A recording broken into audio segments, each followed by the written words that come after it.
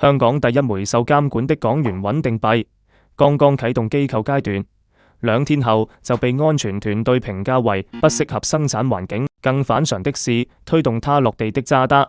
同一時間又接入了人民銀行主導的數字人民幣跨境結算網絡，一邊是運行在公有鏈上的港元穩定幣，一邊是國家主導機構准入的數字人民幣軌道。一個全球銀行點解要同時押注兩套看起來完全相反的系統？香港究竟是在給未來金融搭橋，還是站在兩套規則中間，等着壓力從兩邊一起傳過來？這期我們不猜幣價，也不把任何技術包裝成財富密碼。我要把首批牌照、黑碟的運行方式、合約爭議、美國與中國的路線，以及渣打點解兩邊下注一次講清楚。睇到最後，你會發現真正被爭奪的可能根本唔係某一枚幣，而是誰有資格控制數字貨幣進入現實經濟的那道門。先把時間撥回2026年4月10日，香港金融管理局宣布，根據穩定幣條例，向定點金融科技有限公司和香港上海匯豐銀行有限公司發出首批穩定幣發行人牌照，36份申請，最後只有2家獲批。呢個比例本身就很有衝擊力，但它更重要的含義唔係香港開始放幣，而是香港正式告訴市場，穩定幣從此唔係誰寫一份白皮書、部署一段合約就能向公眾講，我呢度一枚等於1港元。穩定幣條例早在2025年8月1日生效，只要有人在香港以業務形式發行法幣穩定幣，或者無論在什麼地方發行，卻宣稱錨定港元價值，就必須向金管局申請牌照。發行人要管理足額而且具有高流動性的儲備資產，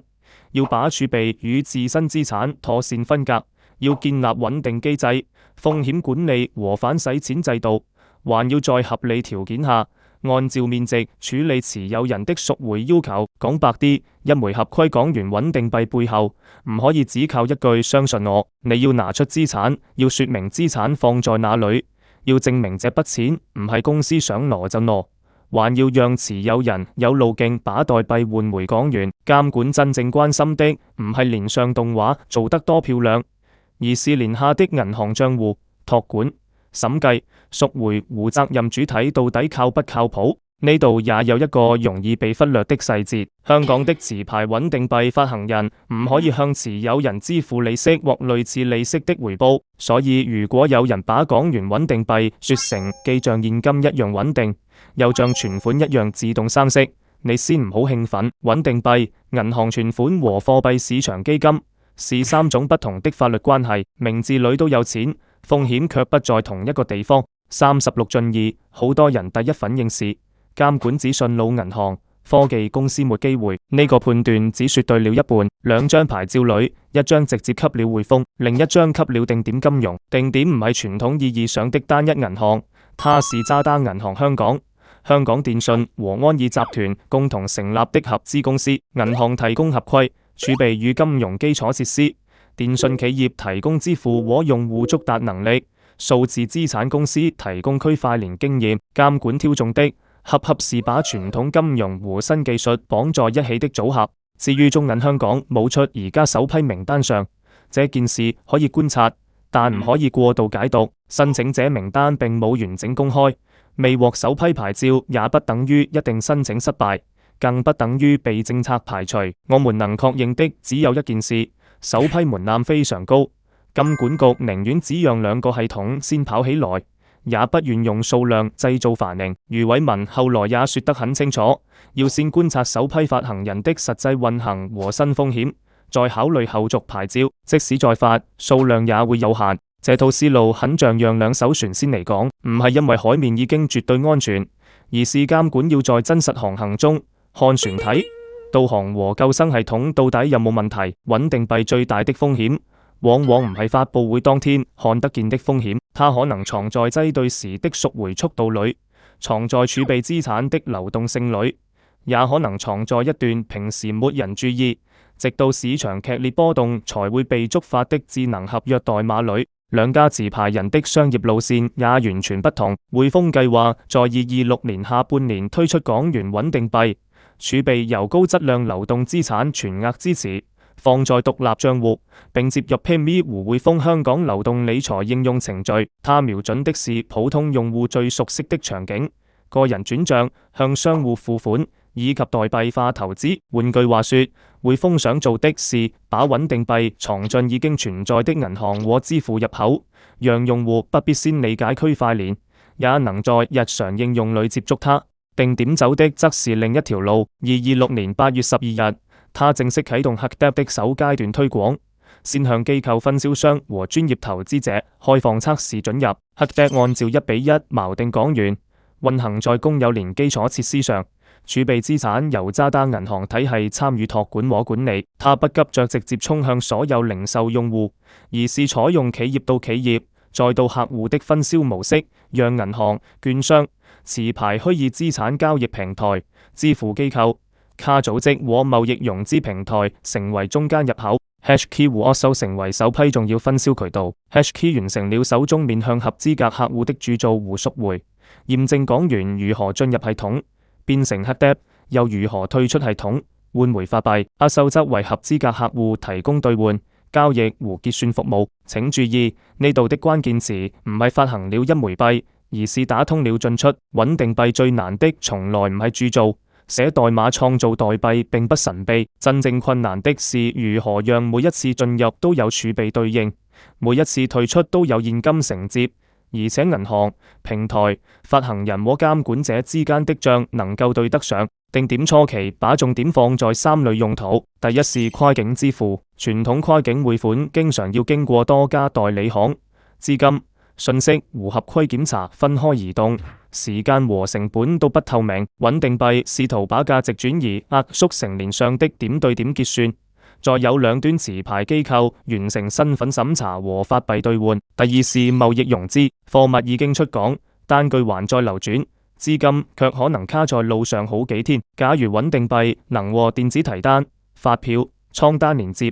企業的資金在逃時間就有機會縮短。第三是現實世界資產代幣化，也就是用鏈上憑證代表基金、債券或其他資產，再用同一條數字現金軌道完成認購和結算。呢個設計聽上去很順，但千萬別把公有鏈自動翻譯成完全去中心化，這是理解整件事的第一把鑰匙。HuckDApp 可以在以太坊這樣的公有鏈上流通，任何人都能查看交易和合約，可發行、凍結、贖回，身份審查和系統升級，仍然可以有持牌機構集中控制。公有鏈描述的是底層網絡，誰能觀察，誰能提交交易，去中心化描述的卻是權力由誰掌握。兩者有關，卻絕對唔係同一件事。就在 HuckDApp 啟動機構階段2天後，區塊鏈安全機構 Blockstack 發布獨立審查。他根據截至8月13日可見的合約代碼提出4類主要問題。部分身份審查和撤銷邏輯冇按預期發揮作用，鏈上的身份憑證冇被完整驗證，鑄造、銷毀、暫停和凍結等高風險操作可以受到少數關鍵權限控制。部分鏈上設計與金管局對持牌穩定幣發行人的監管指引存在偏差。報告給出的結論很重，覺得當時的合約不適合作為成熟生產系統運行。這是唔係證明 HuckDApp 已經爆雷？唔係，獨立代碼審查不等於監管裁決，也冇證據顯示當時發生了黑客攻擊、儲備金失蹤或者穩定幣脫錨。報告能檢查鏈上代碼，卻唔可以憑空看見銀行託管賬戶，也唔可以確認線下密約究竟採用怎樣的保管和審批流程。把發現設計缺陷直接說成錢已經不見，是製造恐慌。但反過來，因為還冇損失，就說呢啲問題不重要，同樣是在迴避風險。真正值得追問的是，一枚剛拿到牌照的穩定幣，監管合規和技術安全之間，點解會出現這樣的縫？答案是，牌照從來唔係一張永不出錯證書，監管審核的是發行人的資本、治理、儲備、贖回、反洗錢和整體控制框架。智能合約卻會不斷部署、升級和組合。一個機構可以在法律層面合規，卻仍然寫出有缺陷的代碼，也可以在代碼層面通過審計，卻因為儲備管理失敗而發生擠兌。穩定幣要同時過兩道門，一道在金融系統，一道在軟件系統。任何一邊失守，另一邊都救不了全部問題。有意思的是，公有連的透明性也在呢度發揮了作用。合約一上線，外部安全團隊就能檢查權限、函數和驗證邏輯，問題迅速進入公開討論。如果同樣的缺陷藏在封閉系統裡，外界可能根本看不到。所以這份報告既暴露了公有連的技術風險，也展示了公有連的可審查性。開放唔會自動帶來安全，它只係讓更多人有機會發現不安全。到了8月24日，渣打銀行香港又宣布成為 HUCDEP 的認可分銷商，而且是首家以銀行身份加入分銷的機構。他準備研究集團內部結算、企業財資、跨境支付等用途，並計劃在第4季度推出與 HUCDEP 有關的代幣化貨幣市場基金認購及結算服務。呢個安排很關鍵，因為他解釋了穩定幣點解唔可以和收益產品混為一談。HUCDEP 本身不付利息，但它可以成為購買代幣化基金時的結算工具，就像現金本身不一定產生收益，現金卻能用來買基金，收益來自基金承擔的資產風險，唔係穩定幣憑空長出利息。如果故事指到呢度，它不過是香港試驗港元穩定幣，但渣打的另一隻腳已經踩進一套完全不同的系統。2026年6月16日，渣打銀行中國與數字人民幣國際運營中心簽署協議，以直接參與者身份接入索幣達跨境結算綜合服務平台，也就是 CBES， 並成為首批簽署相關協議的外資銀行之一。呢個平台在中國人民銀行數字貨幣研究所指導下建設，支持境外金融機構直接接入，也可以連接不同貨幣當局的支付系統或法定數字貨幣系統，提供全天候的智能數字支付服務。首批共有26家機構成為直接參與者，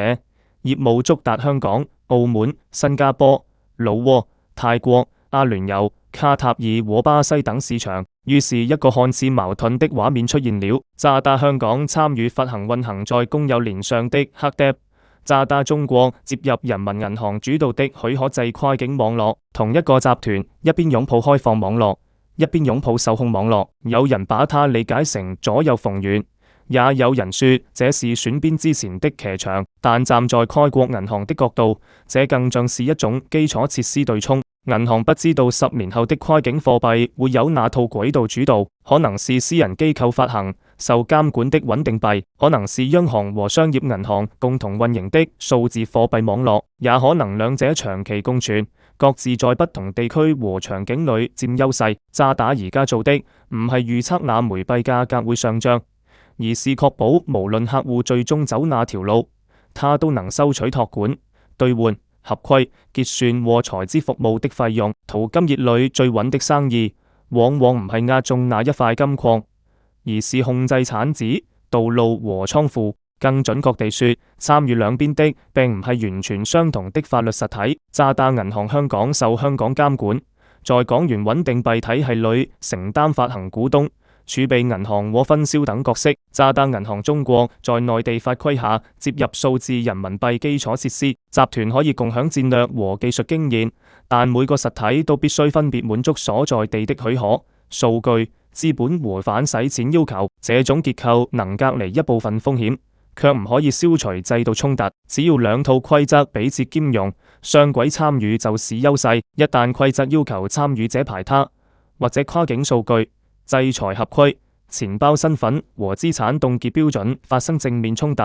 這種優勢就會變成壓力測試。要看懂這場競爭，先要分清穩定幣和數字人民幣到底是什麼。穩定幣通常由持牌私人機構發行，用現金、短期國債或其他合格儲備資產維持1:1價值。持有人拿到的是發行人的贖回承諾，你信任的不只係一條鏈，還包括發行人、託管銀行、儲備資產或法律執行。數字人民幣則由國家主導建設，但它也唔係一成不變的電子紙鈔。2026年1月1日開始，實名數字人民幣錢包餘額可以按照活期存款利率計息，1類、2類和3類實名錢包按季結息，匿名的4類錢包不計息。這一步非常重要。過去數字人民幣主要被解釋為現金的數字形態，強調支付功能。繼息之後，由商業銀行運營的實名錢包餘額開始具備更明顯的存款屬性，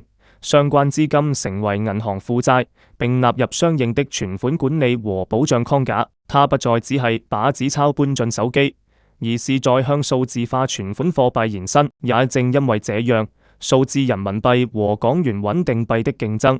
不只係誰轉賬更快，而是誰能讓用戶願意把錢長期留在自己的賬戶體系裏。如果一個數字錢包能計息、能貸款、能做企業財資、能直接連接跨境結算，它爭奪的是銀行存款和支付入口。如果一枚穩定幣可以在多個平台、錢包和代幣化資產之間自由組合，它爭奪的是互聯網原生金融裏的結算層。前者的優勢是國家信用、明確身份和可控風險；後者的優勢是跨平台流通、程序化組合和全球開發者網絡。一個像高速鐵路、站點、時刻和乘客身份都由系統管理，另一個像開放道路、車輛和路線更多，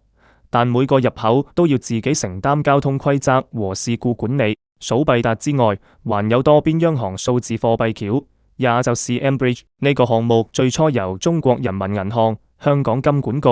泰國央行和阿聯酋央行共同推動，後來沙特和澳門加入。它讓參與銀行通過共同基礎設施探索跨境支付和外匯結算，減少傳統代理行層層傳遞。到2025年年底，平台累計交易額折合接近5000億元人民幣；到2026年6月末，累計金額突破6000億元人民幣。這組數字說明，央行數字貨幣跨境網絡已經不只係實驗室裏的演示，但也要保持冷靜。累計交易額不等於所有國際貿易都在改走貨幣橋，更不等於現有代理銀行體系明天就會消失。跨境支付的慢，不只因為技術落後，還因為不同國家要處理外匯管理、資本流動、反洗錢、稅務、制裁和司法責任。技術可以把信息傳輸壓縮到幾秒，合規責任卻不可能靠按下按鈕自動消失。美國走的是另一條路線。2025年7月18日，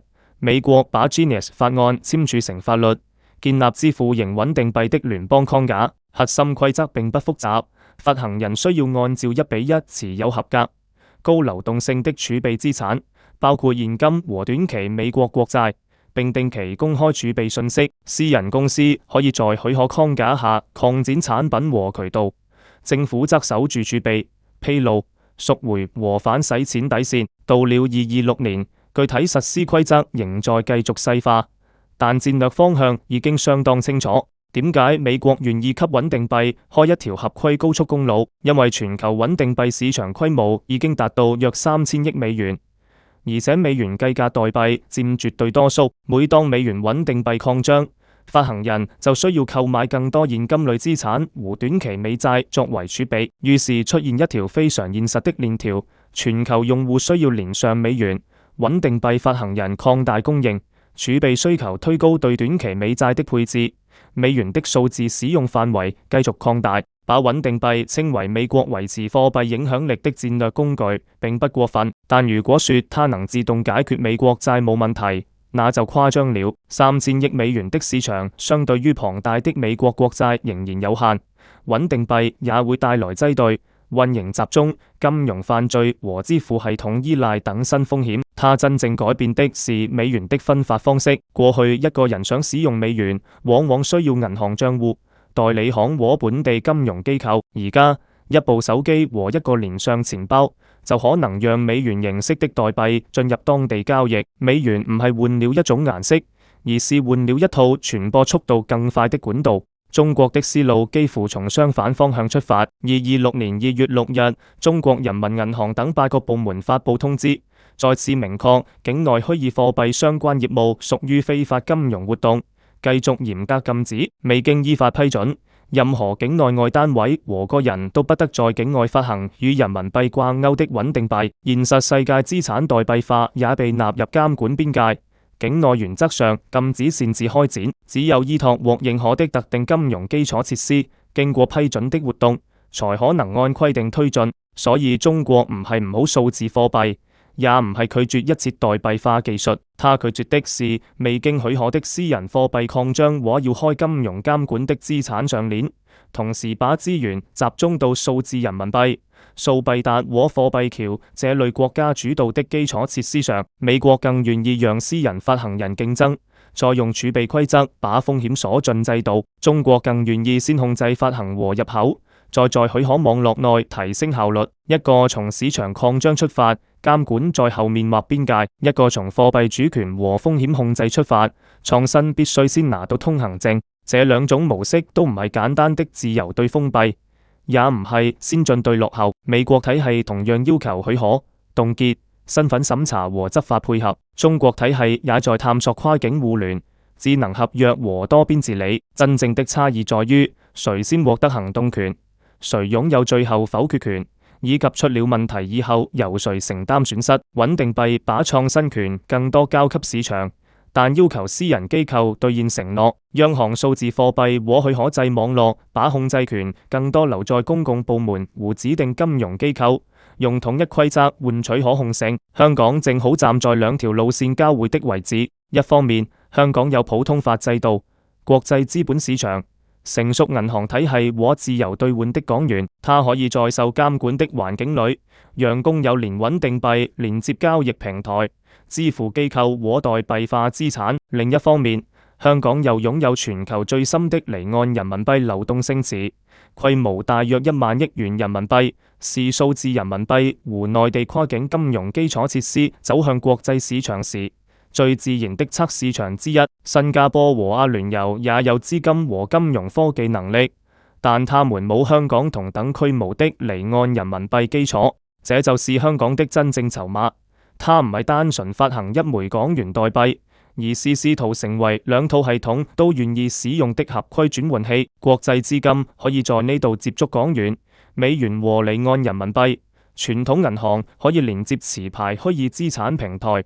代幣化基金可以找到法幣入口，內地的許可制網絡也能借香港接觸境外參與者。只要轉換器被雙方需要，中間位置就是護城河，但中間位置也有代價。港元實行聯繫匯率制度，港元穩定幣表面錨定港元，背後仍然離不開美元利率、銀行流動性和香港貨幣制度。與此同時，人民幣穩定幣又受到內地批准要求約束。金管局已經明確，香港法律並非原則上只容許港元穩定幣，但如果要發行與人民幣掛鈎的穩定幣，必須先得到內地有關部門批准。換句話說，香港可以設計市場，卻唔可以替別的貨幣當局決定貨幣主權。更深一層的矛盾是規則開始被寫進代碼，公有鏈講究可組合性，一個應用可以調用另一個應用。一枚穩定幣能快速進入多個市場，許可制網絡講究身份明確、節點可控、交易可審查。可組合性越強，風險傳播也可能越快，控制越嚴格，跨平台創新和全球接入就越慢。香港想同時保留開放和可控，就必須在每一層設置閘門。發行人有牌照，分銷商有資格，客戶要經過身份審查，連上合約要接受審計，發幣進出要經過銀行。這聽起來不像加密世界最初想象的無需許可，反而很像把傳統金融搬到鏈上。沒錯，這可能正是香港的選擇。它唔係要消滅中間人，而是要把中間人重新認證。過去你相信銀行櫃台和清算所，未來你可能相信持牌發行人、託管銀行、合約審計機構和監管記錄冊。中間人冇消失，只係從一棟大樓變成一組機構、賬戶和密約。那麼香港的中間位置到底能維持多久？我覺得短期內兩套系統不但會共存，而且會越來越需要彼此。企業唔會因為一種新技術出現就立刻放棄所有銀行賬戶，央行也唔會因為穩定幣流行就把貨幣政策交給私人公司。貿易公司需要可預測的法律責任，數字資產市場需要全天候結算，兩邊各有對方暫時無法替代的能力。中期的壓力會來自標準錢包身份由誰認證，開境數據存在哪裡。某一方要求凍結資產時，另一方是否承認？鏈上交易已經完成，法院卻下令撤銷，誰來處理最終性？同一筆代幣化資產能唔可以在不同司法區被承認？呢啲問題冇短視頻裏那種痛快答案，卻決定了網絡能唔可以真正做大。長期則要看網絡效應。金融基礎設施有一個殘酷特點，參與者越多，系統越有價值，系統越有價值，新用戶越不願意離開。最後市場可能唔係在技術上二選一，而是在規則上分成幾個區域。美元穩定幣服務開放網絡和全球數字資產市場，數字人民幣軌道服務與中國貿易聯繫密切，願意接入許可網絡的機構。香港則負責其中一部分兌換、融資和風險管理。如果地緣和監管摩擦繼續上升，不同網絡之間的橋會變得更貴、更窄，也更重要。所以渣打兩邊下注的真正風險，唔係哪一邊技術失敗，而是那一天兩邊都要求他證明忠誠。美國監管者可能關心受制裁主體、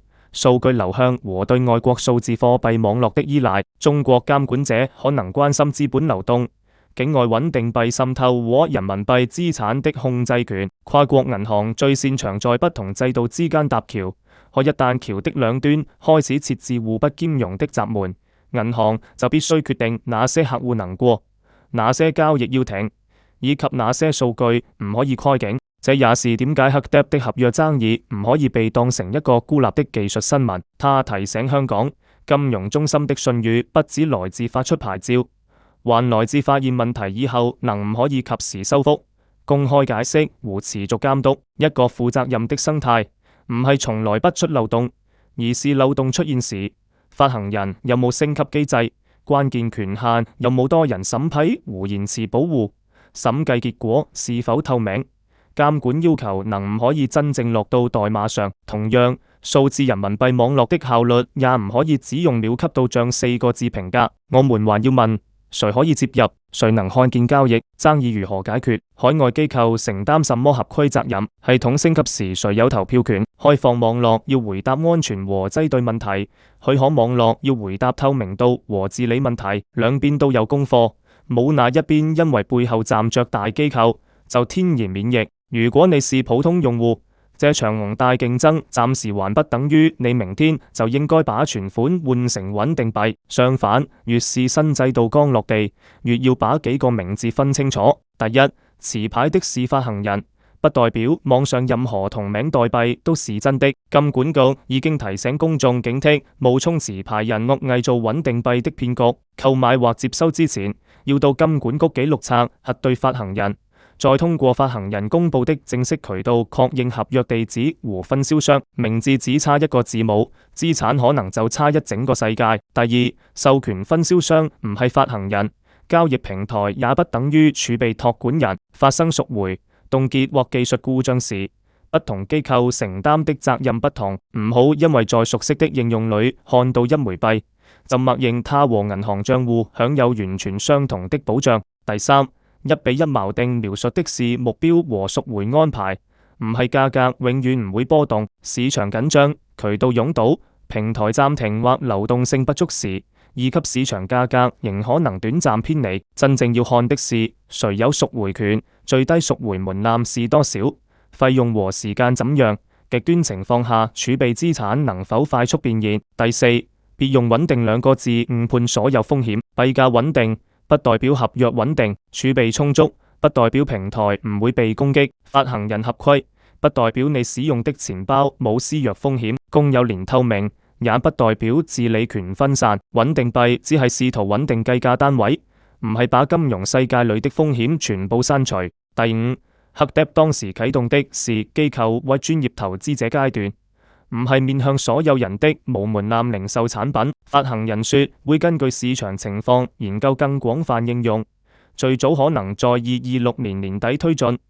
但計劃唔係承諾，可能也唔係已經發生。任何拿未來路線圖當成現成產品銷售的話術，都值得你多問一句。回到最開始的問題，渣打一邊參與 HACCP，一邊接入數幣達，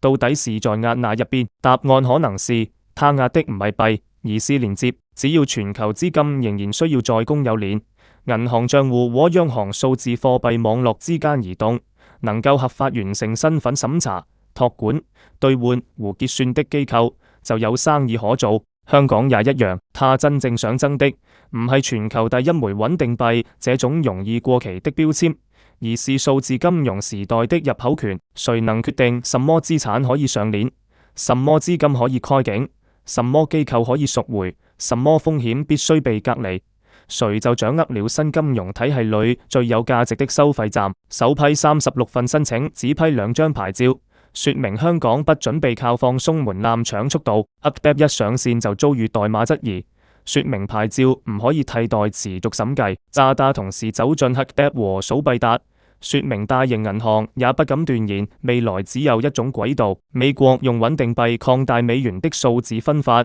中國用數字人民幣胡許可制網絡守住貨幣主權，說明這場競爭早已超出支付工具本身。我的判斷是，香港的中間位置既是優勢，也是倒計時。優勢在於兩套系統還需要翻譯者、兌換者和可信的司法接口；倒計時在於，如果雙方標準越來越不兼容，中間人就會承受最先最強的合規衝擊。香港能唔可以把呢個位置變成長期護城河，不取決於口號喊得多響，而取決於它能唔可以把監管要求寫進真實流程，把技術漏洞快速收掉，並讓不同貨幣體系都相信，經過香港這道門，效率會提高，風險唔會失控。未來的錢可能看起來只係一串代碼，但代碼背後仍然是信用、權力和規則。穩定幣冇讓政治消失，央行數字貨幣也冇讓市場消失，他們只係把過去藏在銀行後台的選擇搬到了所有人都能看見的網絡前台。你更看好受監管的公鏈穩定幣，還是國家主導的數字貨幣網絡？香港的中間位置在你看來是護城河，還是一場越來越難的平衡術？把你的判斷留在評論區。如果這期內容幫你把穩定幣、數字人民幣和香港的角色真正分清楚，記得點讚、訂閱，也把視頻分享給那個一聽到穩定幣就只想到炒幣的朋友。我們下一期繼續把複雜的金融變化解釋成每個人都能聽懂的現實問題。